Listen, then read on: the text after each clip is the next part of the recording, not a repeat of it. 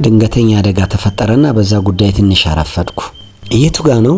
ራኔ ኢንተርናሽናል ስኩል የለም? ከሱ ፊት ለፊት ሴክተር 11 አንድ ምስኪን ፍራፍሬ ሻጭ ነበረች።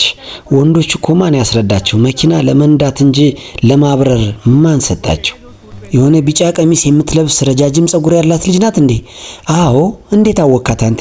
እንዴ እሷ እኮ ከኛ ቤት ጀርባ ነበረ እኮ ፍራፍሬ የምትሸጠው። እባክሽን የትኛው ሆስፒታል ነው ይዟት ሄዱ? እስቲ ንገሪኝ። አይ ሆስፒታል ይዟት አልሄዱም እሷን። ታዲያ እዛው ባለችበት ቦታ ላይ አደጋው በተፈጠረበት ሰዓት ነበረ የሞተችው። ያው መጀመሪያም እንደነገርኩ ሰዎች እኮ እንዴት መኪና መንዳት እንዳለባቸው እኮ አይረዱም አንዳንድ ጊዜ። የገጫትንም ሹፌር ለመያዝ ተሞክሮ ነበረ። በዛ ግርግር መሃል በቃ እኔም አረፈድኩ።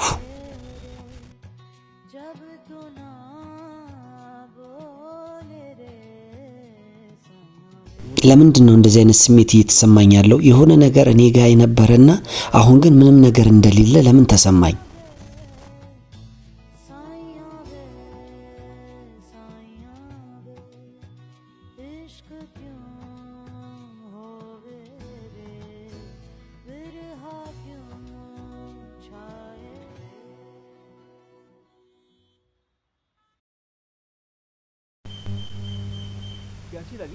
እሺ እንዴት ነበረች ሴቷ? አንድ ነገር ለምን እባክህን። እሺ ምንድነው? ተናገር። ከዚህ በኋላ ላልተወሰነ ጊዜ ቢሆንም ስለ ጋብቻ ምናምን ባታወራኝ ደስ ይለኛል። እንዴት? ለምን? አይ ምንም በቃ። እንዴ ልጄ ስማኝ እንጂ ቆይ